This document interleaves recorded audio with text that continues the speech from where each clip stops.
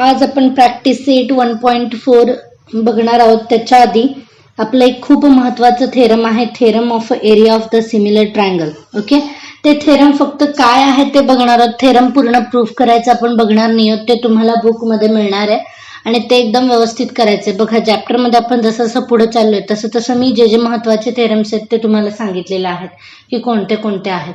तुम्ही through out आपले सगळे व्हिडिओ प्रॅक्टिस सेटचे बघितलेत तर कोणते थेरम महत्वाचे आहेत हे तुम्हाला कळणार आहे. आणि जॉमेट्रीमध्ये महत्वाचे थेरम्स पण खूप महत्वाचे आहेत. ओके, तर आपल्याला फक्त प्रॉब्लेम सॉल्व्ह करायचे नाही आहेत, तर आपल्याला थेरम्स पण बघायचे आहेत. पण मी आता सध्या 1.4 आपल्याला सॉल्व्ह करायचं आहे. त्याच्यासाठी मी थेरम जे आहे similar theorem of the area of the similar triangle हे फक्त सांगणार आहे की याच्यामध्ये काय आपण दिलेलं आहे. ओके, थेरम्स तुम्हाला स्वतःला करायचे आहेत.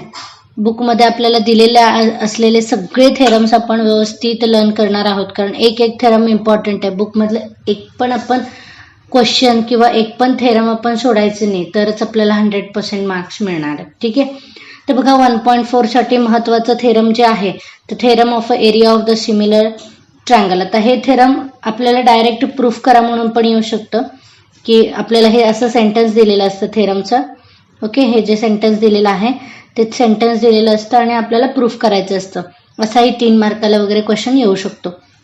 ओके, थेरम बघा काय आहे. When the two triangles are the similar the ratio of the areas whose triangles is equal to the ratio of the square of the their the corresponding side. Okay, previous बघा BPT theorem म्हणजेच basic proportionality theorem आपण एक बघितलं. त्याच्या आधी बघा आपण हे बघितलं होतं की जर दोन ट्रायंगल सिमिलर असतील तर त्यांच्या करस्पॉन्डिंग साइडचा रेशो हा इक्वल प्रोपोर्शन मध्ये असतो.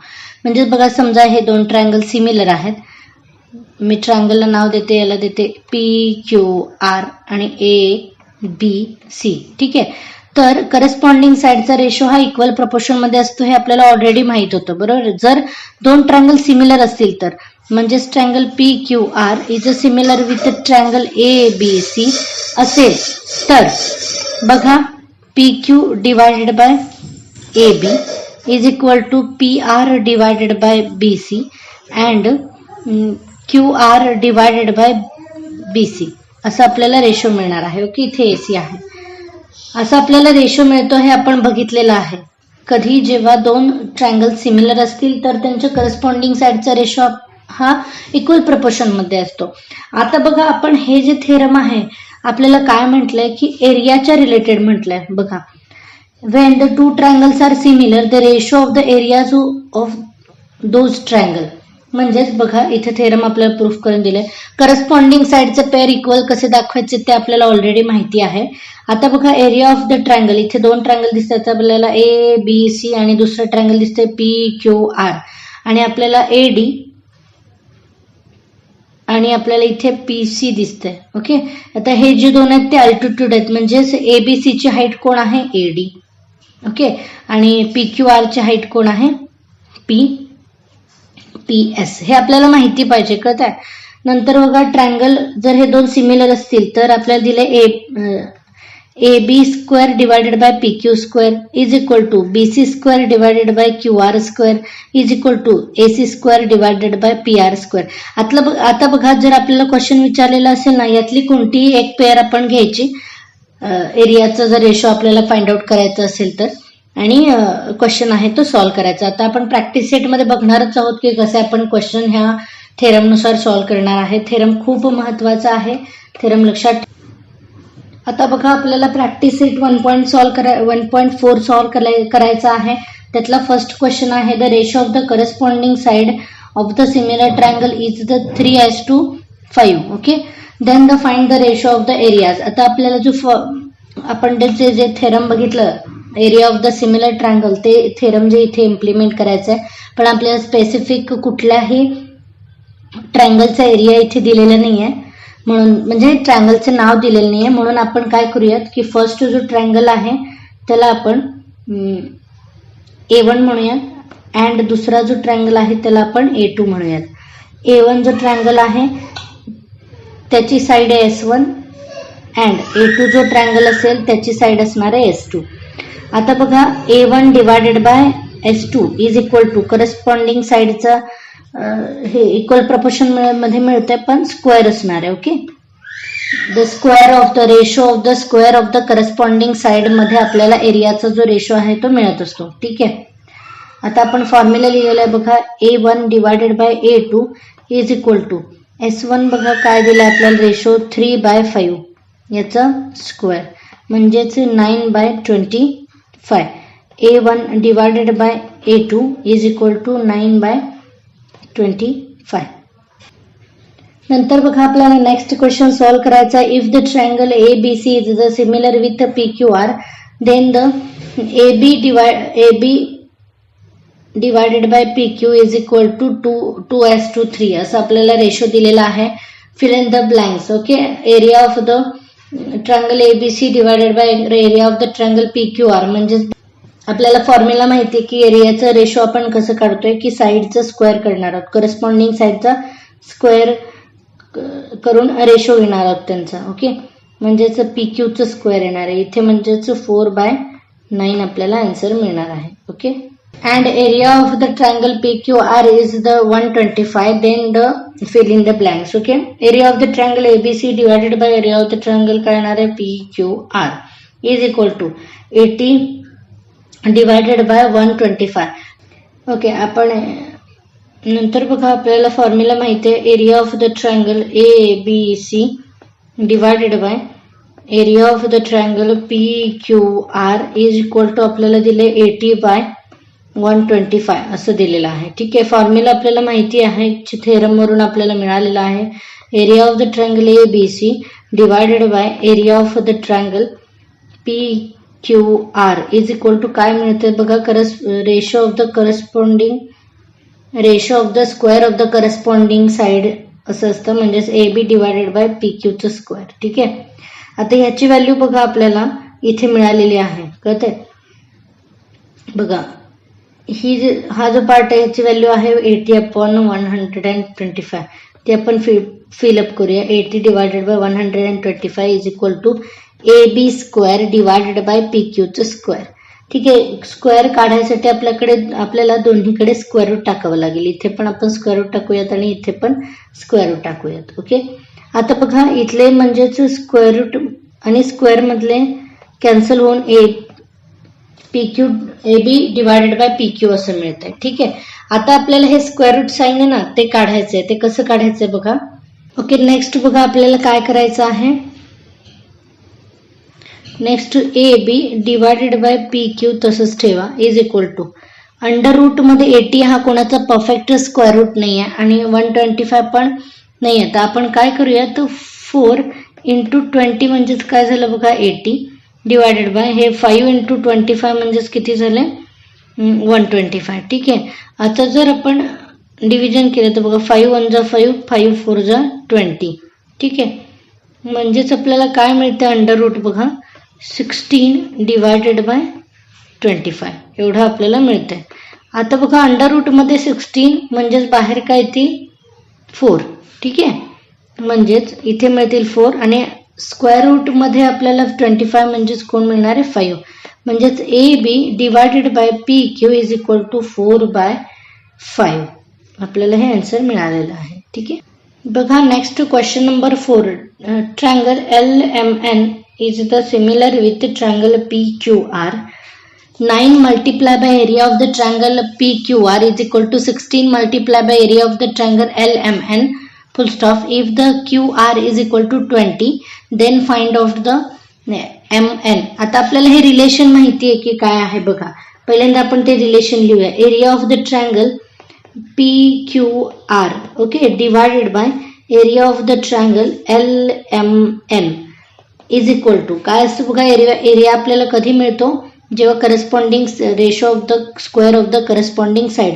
म्हणजेच इथे आपल्याला PQR ची जी साइड दिली ती दिली QR त्याचं स्क्वेअर करायचं आहे आणि LMN ची दिली आपल्याला MN त्याचं स्क्वेअर.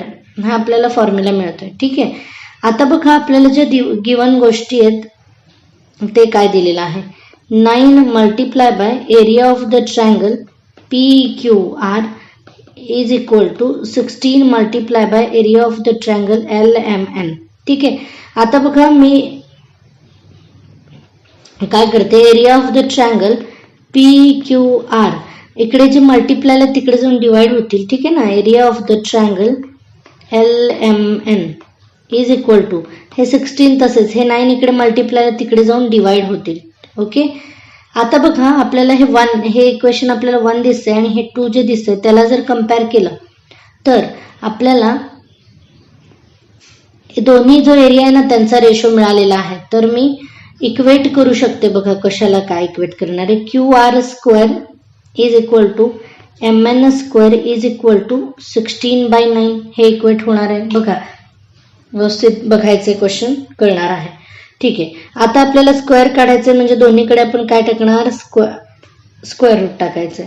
स्क्वेअर रूट टाकल्यानंतर बघा हे स्क्वेअर रूट कॅन्सल होतील, म्हणजेच QR divided by MN is equal to square root मध्ये 16 म्हणजे बाहेर 4 येतील आणि 9 म्हणजेच बाहेर 3 मिळतील. म्हणजे आपला आन्सर आहे QR divided by MN is equal to 4/3. Okay okay, question number 5 बघा, the area of the two similar triangles are the 225 square centimeter and the 180 square centimeter. If the side of the smaller triangle is the 12 centimeter and then find the corresponding side of the bigger triangle. ठीक आहे, आता लक्षात घ्या बिगर triangle आणि smaller triangle असे दोन triangle दिलेत. पहिल्यांदा बिगर जर ट्रायंगल असेल तर हे माहिती पाहिजे की बिगर ट्रायंगलचा एरिया काय असणार आहे 225, कारण ज्याचा एरिया जास्त तोच मोठा असणार ना, म्हणून बिगर ट्रायंगल किती झालं 225 आणि जो छोटा ट्रायंगल आहे म्हणजे स्मॉलर ट्रायंगल त्याचा एरिया होणार आहे 81. ठीक आहे, म्हणजे त्याचा अर्थ बघा आपण जो बिगर ट्रायंगल आहे त्याला काहीतरी कन्सिडर करूयात. Bigger triangle is equal to A1 म्हणूयात. ओके, म्हणजे त्याची साईड काय येणार आहे बघा बिगर ट्रायंगलची, and side of bigger triangle is S1. Smaller triangle आहे आपण त्याला म्हणूया स्मॉलर ट्रायंगल, त्याला आपण A2 म्हणूयात, and side of smaller triangle is S2. ठीक आहे, आता आपल्याला हे माहिती आहे की रेशो काय येतो, जर दोन एरियाचा रेशो जो असतो is equal to the ratio of the square of the corresponding side, म्हणजे S1 डिवायडेड बाय S2 चा स्क्वेअर. ठीक आहे, ज्या व्हॅल्यू दिल्यात त्या आपण पुट करूया. बघा A1 चा आपल्याला एरिया दिलाय म्हणजे बिगर ट्रायंगलचा, तो दिलाय 225. ठीक आहे, आणि याचा आपल्याला दिलाय 81, तो आपण फिलअप करूया. 225 डिवायडेड बाय A2 आपला स्मॉलर आहे त्याचा एरिया आहे 81 इज इक्वल टू S1 आपल्याला दिलेला आहे बघा. Then find the bigger triangle, म्हणजेच S1 आपल्याला फाइंड आउट करायचा आहे आणि जी स्मॉल हाईट दिली ती आपल्याला स्मॉलर ट्रायंगलचा जो साईड दिले ती आहे 12. आता बघा 12 चा स्क्वेअर आहे 144 आणि S1 स्क्वेअर तसंच राहील 225 डिवायडेड बाय 81 हे पण तसंच राहील. ठीक आहे, आता बघा हे डिवाइडला तिकडे मल्टिप्लायला नेऊया. 225 multiply by 144 divided by 81 is equal to S1 चा स्क्वेअर.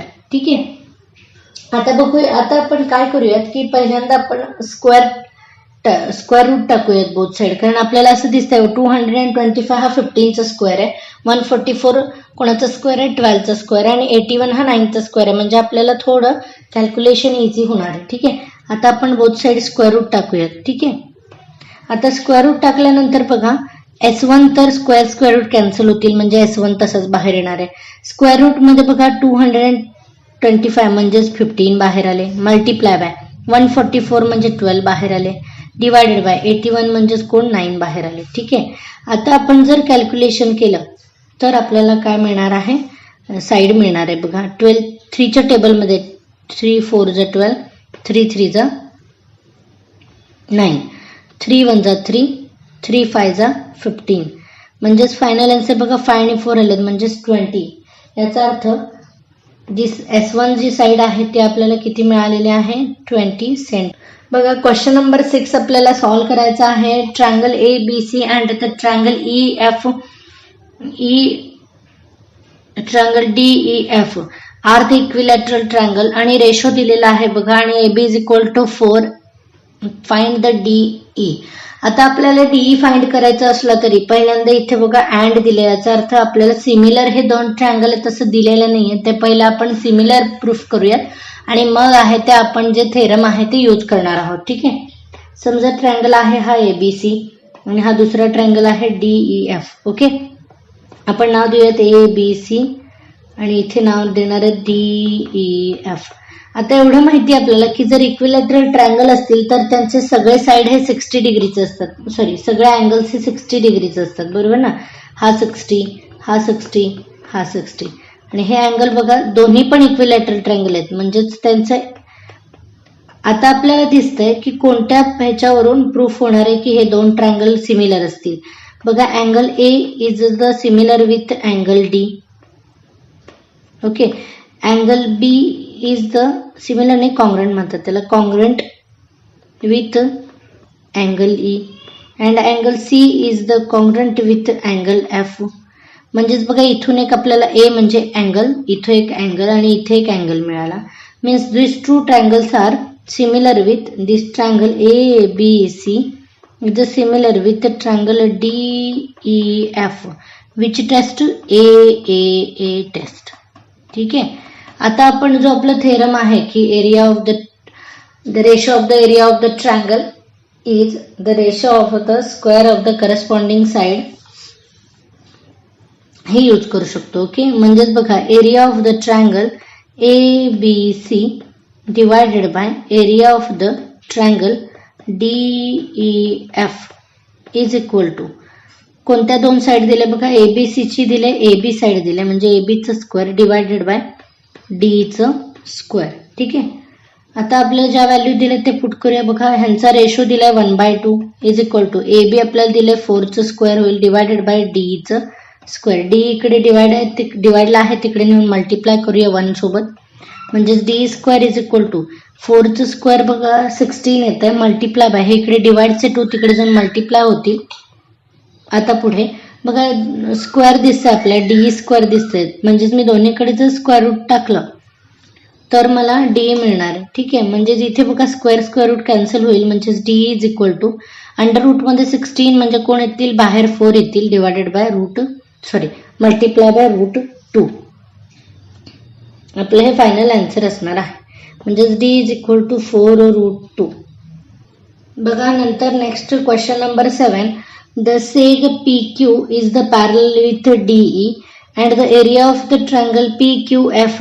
ओके, कोणता ट्रायंगल आहे बघा PQF इज 20 दिलेला आहे आणि PF is equal to 2DP.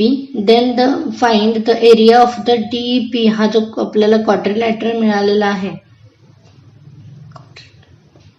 हा जो आहे क्वाड्रिलॅटरल DPQE याचा आपल्याला एरिया फाइंड आउट करायचा आहे. जसं आपल्याला ही ऍक्टिव्हिटी सॉल्व्ह करायची आहे. ठीक आहे. आता ज्या गोष्टी दिल्यात तसं आपण जाऊयात पुढे.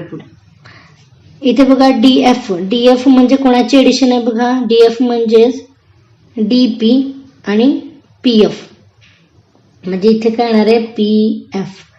आता बघा DP ला कन्सिडर केलंय X आणि म्हणजेच याचा अर्थ बघा PF किती होणार आहे 2X म्हणजेच X प्लस 2X म्हणजे किती झाले 3X.